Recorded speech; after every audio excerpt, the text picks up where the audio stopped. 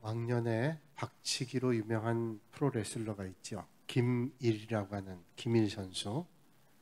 어릴 때 기억에 의하면 핀치에 몰려 있다 할지라도 김일 선수가 나가서 박치기를 하면 아무리 강한 상대도 다 나가 떨어졌습니다.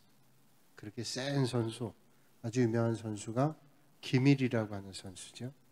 이 김일 선수가 박치기 후유증으로 말년에는 뇌질환을 앓았답니다. 그래서 우리의 기억 속에도 한 20년 이상을 뇌질환으로 고통받다가 세상을 떠났습니다.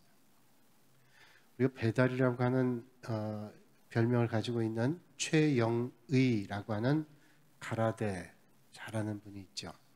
공수도라고 하는 그 연맹의 국제 총재도 했는데 이분은 한참 운동을 할 때 황소뿔 47개를 부러뜨렸답니다. 그리고 아주 강한 황소를 4마리가 직사될 정도로 그렇게 당수가 셌던 분이라 그래요. 근데 이분도 폐암을 앓아서 72살에 세상을 떠났습니다. 우리가 잘 알고 있는 미국의 대통령 가운데 로널드 레이건이라는 대통령이 있습니다. 영화 배우였던 것으로 우리가 알고 있죠. 그 전에 아나운서도 했었고 영화 배우도 했습니다. 그런데 이분이 70살에 대통령이 당선이 돼서 2번을 미국의 대통령 했습니다.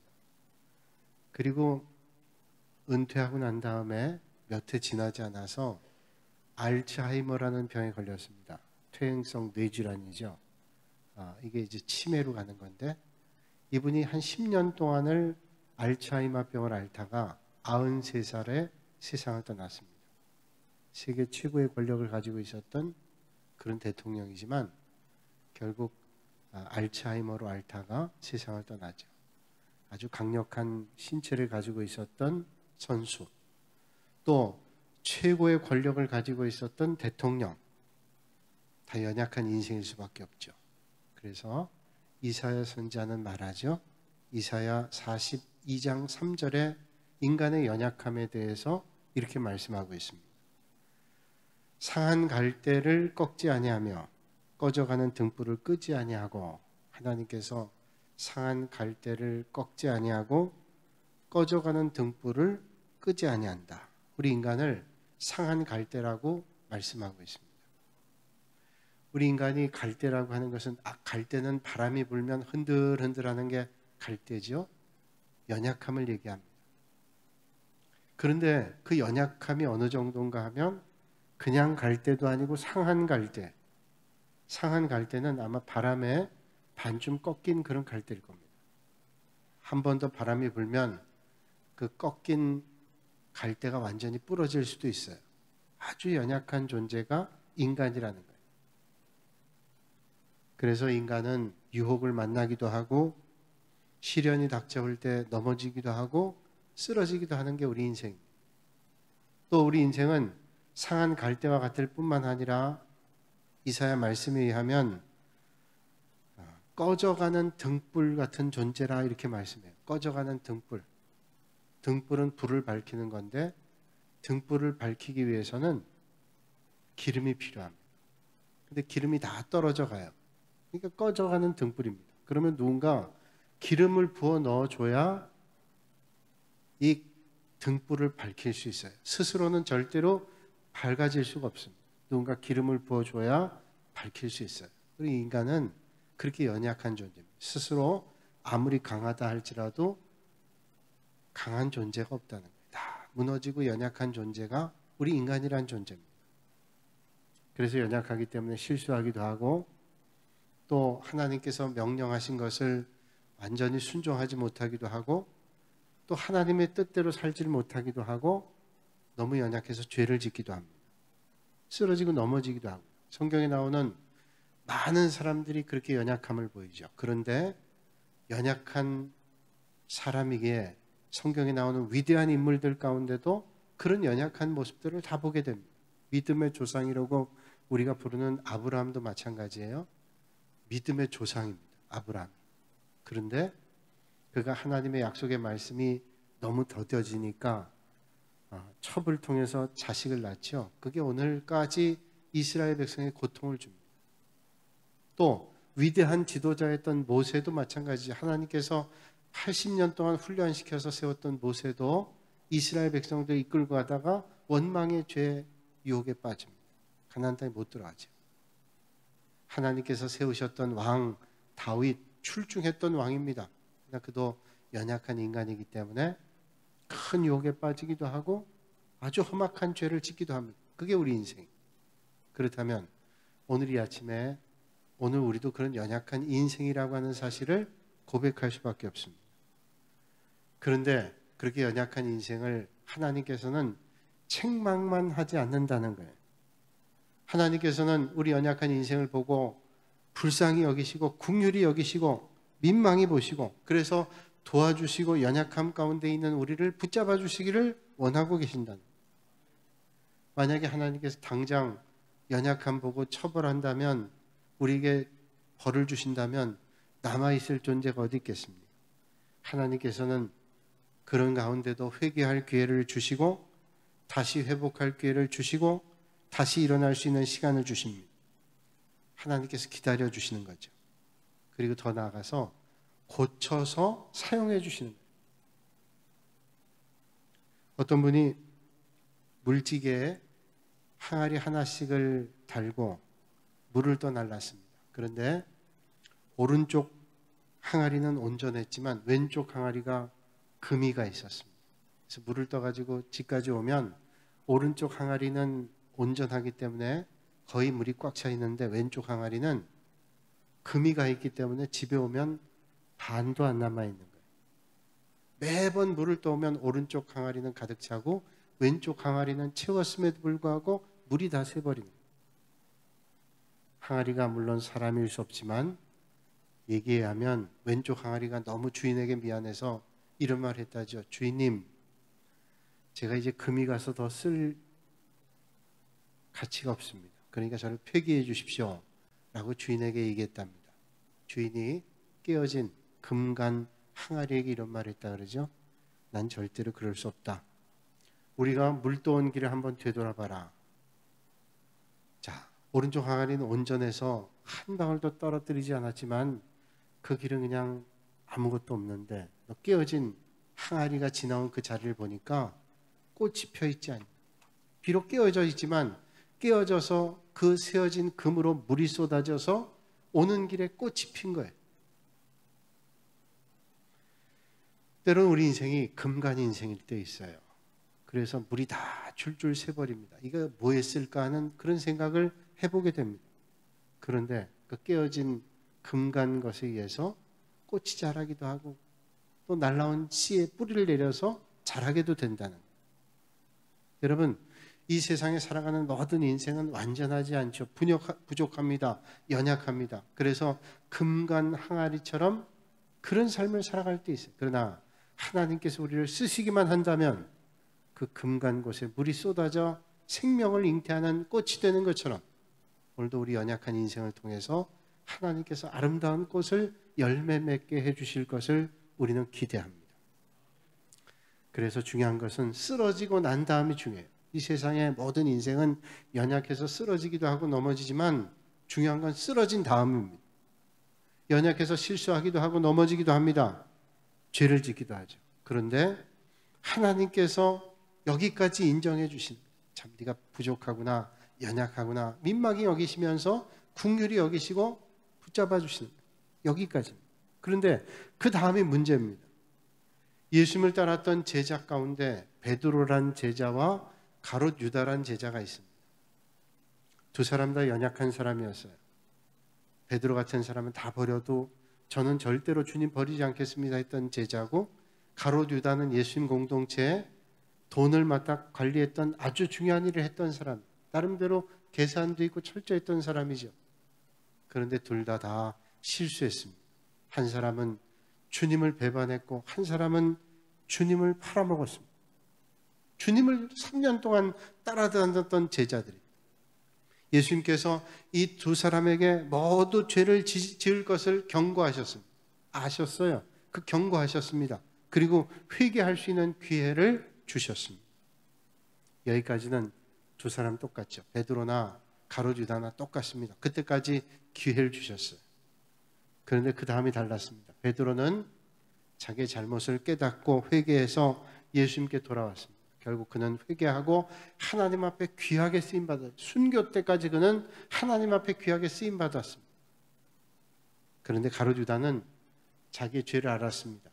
그렇게 해서는 안 될 걸 알았어요. 그런데 그는 하나님께 용서를 구하지 않고 스스로 자살해서 영원히 주님께 등을 돌렸습니다. 예수님께서 그 모습이 얼마나 안타까우셨는지 그런 말씀하시죠. 마가복음 14장 21절에 말씀합니다. 차라리 네가 태어나지 않았으면 더 좋았을 것을. 세상에 태어나지 않는 게 더 좋을 인생이 어디 있어요? 그런데 주님께서는 유다야, 네가 차라리 태어나지 않았으면 더 좋았을 것을 이라고 말씀하셨어요. 이 두 사람의 차이는 뭘까요? 누가 더 연약했냐 아니냐 아닙니다. 누가 더 큰 죄를 저질렀냐 아니냐 아닙니다. 이 두 사람의 차이는 뭐예요? 연약함을 깨닫고 주님 앞에 회개했느냐 안 했냐. 야, 내가 너보다 죄가 적어. 넌 죄 많잖아. 그거의 문제가 아니에요. 우리 인생은 다 연약합니다. 그런데 하나님 앞에 나의 연약함을 다 내놓고 하나님의 긍휼과 자비 앞에 나가 엎드리고 회개하는 거, 하나님 앞에 쓰임받는 것이죠. 오늘 본문 말씀에 호세아 선지자가 연약하고 부족해서 쓰러진 이스라엘 백성들을 향해서 여호와께 돌아오라고 말씀합니다. 여호와께 돌아가자. 오늘 1절에 이렇게 말씀하죠. 오라, 우리가 여호와께로 돌아가자. 그러면 왜 호세아 선지자는 이스라엘 백성들에게 여호와께로 돌아가라고 말씀하고 있을까요? 그 이후에 말씀하시기를 여호와께서 우리를 찢으셨으나 도로 낫게 하실 것이요 우리를 치셨으나 싸매어 주실 것입니다. 이 말씀을 우리가 얼핏 보면 이상하다고 생각해요. 하나님께서 우리를 찢어요? 그리고 낫게 하셔요? 그리고 우리를 치셨는데 싸매어 주세요. 이게 무슨 말입니까? 이스라엘 백성들이 하나님의 말씀을 따라 살지 않고 불순종하고 우상 섬깁니다. 멋대로 살아갑니다. 하나님의 백성이 하나님의 뜻대로 살지 않죠. 하나님께서 몇 번의 경고를 하셨지만 하나님 뜻대로 살지 않아 하나님께서 진노의 막대기인 바벨론을 통해서 이스라엘 백성들이 바벨론 포로로 끌려갑니다. 1차, 2차, 3차 70년 동안 포로 생활하면서 적어도 5만 명 이상의 이스라엘 백성들이 바벨론 포로 생활합니다. 상처나고 찢기고 매맞고 고통당하는 인생이었어요. 그러나 하나님께로 돌아가면 싸매주시고 그 상한 심령들을 새롭게 해주신다고 주님께서 말씀하세요. 그렇습니다. 오늘도 하나님께 나아가는 사람들을 하나님께서 고쳐주시고 싸매주시고 치료해 주신다는 K. 아더라고 하는 분이 쓴 주님께서 나의 상처를 치유하신다. 주님께서 내 상처를 치유하신다. 여기서 자기 얘기를 하는데 K. 아더는 남편이 눈만 뜨면 자기를 학대하고 때리는 거예요. 수년 동안 고통을 당하면서 참았습니다. 그러나 이젠 더 이상 못 참겠어요. 그래서 이혼을 했습니다. 절대로 이젠 당신과는 함께 살 수 없습니다. 이혼을 했어요. 그런데 이혼하고 나니까 이 남편이 잘못했던 것도 느껴지게 되고 아내가 없는 자리가 너무 힘든 겁니다. 그래서 아내에게 찾아왔어요. 내가 잘못했으니 함께 합시다. 내가 당신 없이는 도저히 살 희망과 용기가 없습니다. 그러나 K. 아더의 마음은 딱딱하게 굳어졌어요. 난 절대로 당신하고 다시 재결합할 마음이 없습니다. 생각 고쳐먹으세요. 돌아갔습니다. 그리고 며칠 뒤에 또 왔습니다. 내가 아무리 생각해도 당신 없이는 살 수 없어요. 당신이 나를 받아주지 않으면 나는 자살하고 말 거야. 난 살 희망이 없으니 죽고 말 거라고. 협박과 같은 탄원과 호소를 했습니다. 그러나 K. 아더는 단호하게 얘기하죠. 난 당신을 받아줄 수 없습니다. 헤어졌습니다. 그런데 며칠 뒤에 남편이 죽음으로 발견됐어요. 남편의 죽음의 소식을 듣고 장례식장에 가서 통곡을 했습니다. 내가 도대체 뭐길래 저 인생을 죽게 했는가 탄식했습니다. 그러나 죽은 남편 돌아올 수 없죠. 그렇게 했다는 자책감이 그를 나락으로 떨어뜨립니다. 술 마시고 방탕의 삶, 자기를 포기한 삶을 살아갑니다. 이 남자 만나보고 저 남자 만나보고 외로운 마음으로 그래도 해결이 안 돼요. 그 모습을 본 자식들이 그 어머니의 모습을 보면서 똑같이 절망을 느낍니다. 그 가정에 희망이라고는 찾아볼 수 없어요. 깜깜한 어둠의 터널을 지나고 있습니다. 우리 가정은 희망이 없어. 끝이야. 라고 하는 그런 절망의 길을 걸었습니다. 그러던 순간에 주님께서 그 가정에 찾아오셨어요. 주님께서 그 가정에 찾아오시자 그들이 주님을 만나고 빛을 받습니다. 긴 터널을 통과해서 빛을 만나게 됐어요. 그 책에서 케이 아더는 마지막에 이런 말합니다. 주님께서 나의 모든 상처를 치료해 주셨다. 세상의 어떤 것으로 회복되지 못했던 그 고통이 주님을 만남으로 치료받았다는 거예요. 오늘도 주님께서 찾아오시면, 주님 만나면 상한 상처가 치유받고 고통받고 찢겨진 몸이 싸매어짐을 만나게 된다는 것을 믿으시길 바랍니다. 오늘 우리는 중요한 사실을 깨닫죠. 우리 눈에 보이는 상처만 아니라, 우리 몸에 있는 상처만 아니라 더 깊은 것은 영혼의 상처, 마음의 상처.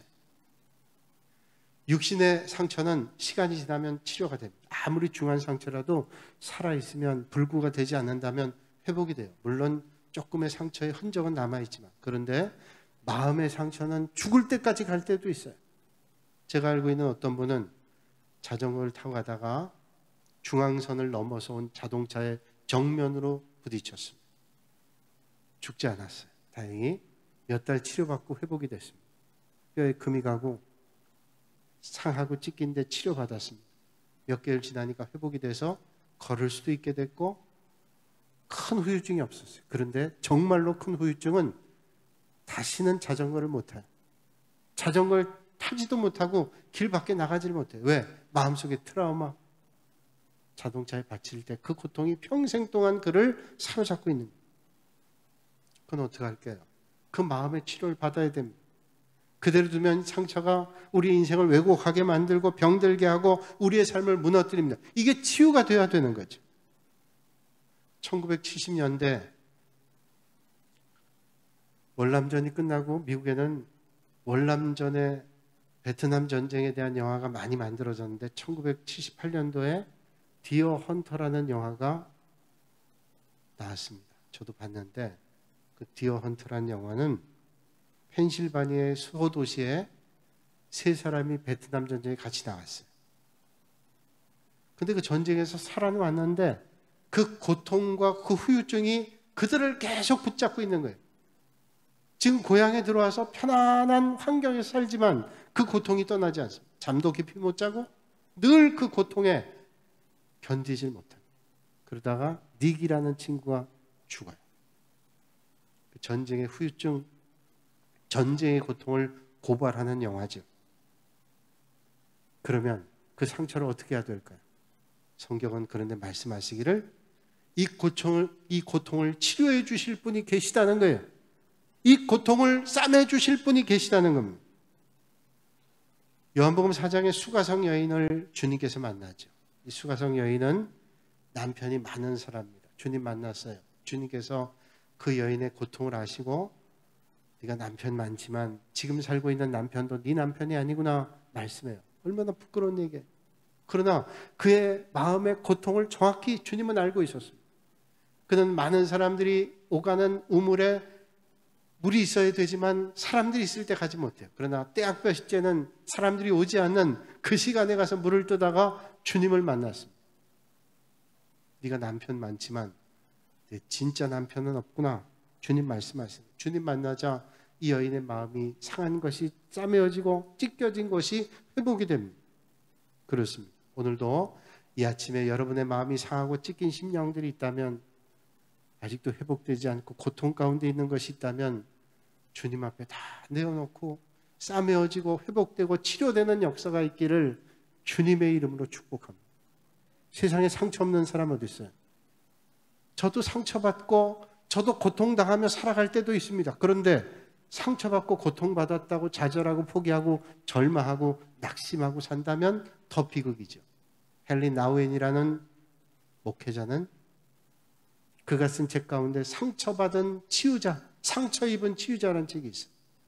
그도 상처받았어요. 그런데 상처받은 사람이 또 상처받은 사람을 치료하는 거예요. 주님께서 우리를 싸매주시면 그런 역사가 이 아침에도 일어나게 될 줄로 믿습니다. 출애굽기 15장 26절에 주님은 말씀합니다. 나는 너희를 치료하는 여호와입니다. 우리를 치유려 해주시는 분은 여호와 하나님이시라고 말씀하고 있습니다. 여러분, 우린 연약합니다. 쉽게 상처를 받기도 하고 상처가 우리를 아프게 하고 우리 인생을 무너뜨리기도 합니다. 그래서 치료해야 돼요. 오늘 주님께서 그 치료의 방법의 첫 번째를 말씀하죠. 오라, 우리가 여호와께로 돌아가자. 또 말씀하십니다. 그 여호와께서 2절에 이틀 후에 우리를 살리시며 셋째 날에 우리를 일으키시리니 우리가 그의 앞에서 살리라. 이스라엘 백성들이 그들의 범죄로 바벨론 끌려갔어요. 바벨론에 가서 무슨 희망이 있습니까? 언제 해방이 될 줄 알아요? 그들이 바벨론 강가에서 시온을 바라보며 예루살렘을 바라보며 이스라엘 땅을 바라보며 하나님 앞에 절규하며 노래합니다. 무슨 노래가 나오겠어요? 1979년에 보니엠이라고 하는 미국의 흑인조 4인조 그룹에서 이런 노래를 불렀죠. By the rivers of Babylon, 바빌론 강가에서. 아마 제 또래에 있는 분들은 많이 불러보셨을 거예요. 바벨론 강가에서 시편 137편을 근거로 한 노래입니다. 바빌론 강가에서 탄식하며 노래를 부르지만 무슨 노래가 나오겠습니까?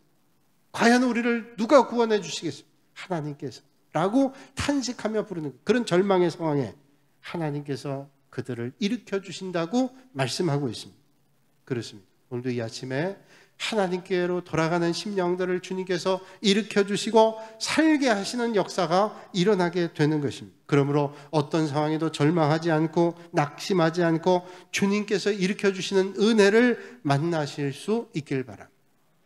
미국의 크리스탈 처치 로버트 슐러 목사님이 예전에 계셨어요. 수정교회죠. 로버트 슐러 목사님은 positive thinking, 적극적, 긍정적 사고를 주창했던 분이에요.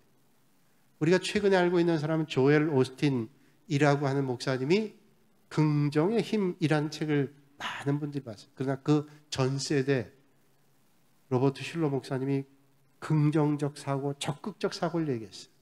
근데 이분은 그렇게 적극적인 사람이 아니었습니다.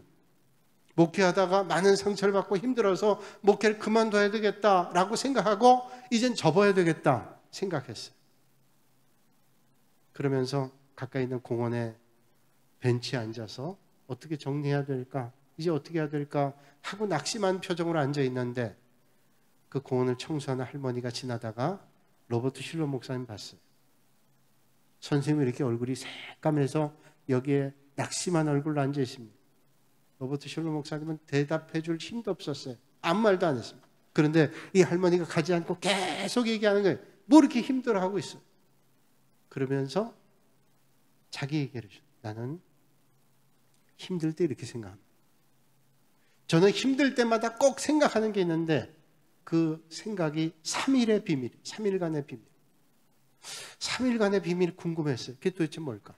할머니가 얘기해요. 3일의 비밀은 예수님께서 십자가에 달려 죽으시죠. 3일 만에 부활하셨어요. 3일의 죽음 기간은 고통입니다. 사망입니다. 죽음입니다. 절망입니다. 캄캄한 어둠. 그런데 3일이 지나니 예수님께서 부활하셨어요. 우리 인생도 마찬가지. 주님께서 우리를 만나시면 그 죽음을 벗고 부활의 삶을 삽니다. 그 캄캄한 어둠을 지나고 밝은 빛을 만나게 됩니다. 그러니 3일만 견뎌보세요. 그 말을 듣고 로버트 슐러 목사님은 그의 책에서 이런 말하죠. 나는 그때 그 할머니에게 쇠망치로 뒤통수를 맞은 충격을 받았습니다. 그렇죠. 3일 참고 견디라는 거예요. 하나님을 붙잡고 일어나라는 거예요. 여러분, 우리는 깨닫습니다. 하나님의 사람도 실패할 수 있어요. 예수 믿는다고 만사가 잘 되고 형통하냐? 그럴 것 같은데 예수 믿는 사람도 어려움을 만나기도 하고 절망의 순간을 만나는 것 같은 경험을 할 때 있어요. 그러나 그때 중요한 것은 그 모든 문제를 하나님께 맡겨야 된다는 거죠. 3일의 비밀을 기억하며 주님께 붙잡고 가는 거예요. 여러분, 우린 연약한 존재입니다. 때론 넘어지고 주저앉을 때 있죠. 그러나 하나님께서 손 내밀어서 우리를 일으켜 주신다는 사실을 믿고 주님 앞에 문제를 가지고 나가는 거예요. 그래서 오늘 호세아는 3절에 말씀합니다. 그의 나타나심은 새벽빛같이 어김없나니 비와 같이 땅을 적시는 늦은 비와 같이 우리에게 임하시리라. 비록 지금은 하나님께서 등 돌리고 이스라엘 백성들이 죄로 말미암아 고통당하고 있지만 하나님께로 돌아가면 하나님께서 우리를 일으키시고 살려주시고 태양이 다시 뜨는 것처럼 하늘에서 다시 비가 내리는 것처럼 하나님께서 찾아오셔서 빛을 비춰주시고 비를 내려주신다는 희망을 갖게 됐다. 중세 성자라고 불리는 어거스틴이라는 사람이 있습니다. 그의 유명한 책이 있죠. 참회록. 어거스틴은 우리가 알고 있다시피 그는 17살에 사생활을 낳을 정도로 아주 방탕한 삶을 살았어요. 세상에 아주 허망한 일들을 하면서 방탕한 삶을 살았어요. 그러나 기쁨이 없었어요. 진정한 행복을 찾지 못했습니다. 세속의 몸부림은 그에게 더 큰 고통과 아픔을 줬습니다. 그럼에도 주님께서 그를 버리지 않고 그의 손을 붙잡아 주셨죠. 그가 주님의 손을 붙잡자 그의 인생이 달라졌어요. 방탕자에서 성자의 삶으로 바뀌었습니다. 그가 참회록에서 이런 말을 합니다. 하나님의 품에 안기기 전까지는 결단코 세상에서 평안을 누리지 못했습니다. 주님의 품에 안기기 전에는 절대로 세상에서는 뭘 해도 평안을 누리지 못했답니다. 그렇습니다. 이 세상에 참된 만족을 얻을 수 없어요. 하나님 품 안에서 우린 진정한 만족을 누릴 수 있습니다. 누가복음 15장에 보면 탕자의 비유가 나오죠. 둘째 아들이 아버지 재산을 물려받아가지고 세상에 나와 마음대로 산다고. 내가 얼마나 즐겁게 살까, 얼마나 많은 사람이 따라붙었어요. 그런데 돈 쓰고 나니까 사람들 다 떠났습니다. 이제는 먹을 게 하나도 없습니다. 기껏 먹어봐야 그 인생, 아버지 품을 떠났던 인생이 어떻게 됐습니까? 돼지가 먹는 쥐엄 열매도 먹기가 힘든 인생이 됐어요. 그때 생각했습니다. 아버지께로 돌아가야지. 그때 생각했어요. 아버지께로 돌아가야지. 물고기는 물을 떠나면 죽습니다. 하나님의 백성은 하나님을 떠나면 죽습니다. 메마른 대지에 단비를 내리듯 부어주시는 신령한 은혜를 받아야 믿음의 성도들이 살아갈 수 있습니다.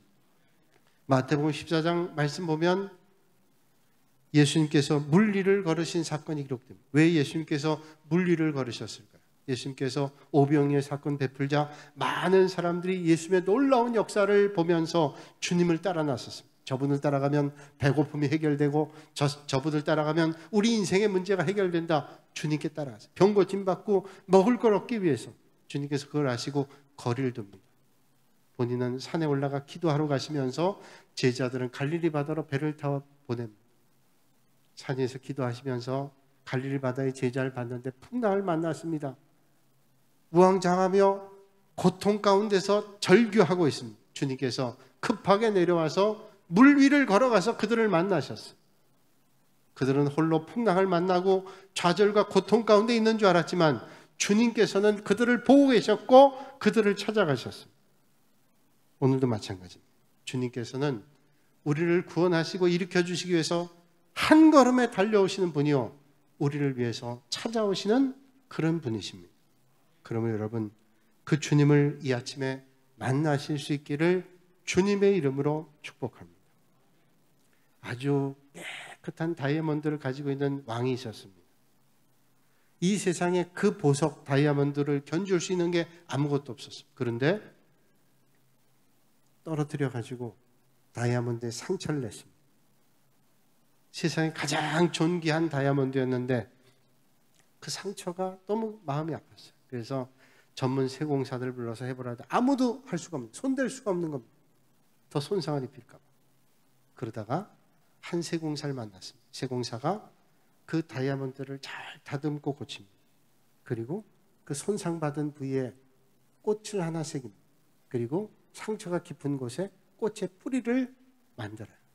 깜짝 같습니다. 다이아몬드가 훨씬 더 아름다워졌습니다. 그 흠집이 이제는 흠집이 아니라 더 빛나는 다이아몬드를 아름답게 만들었습니다.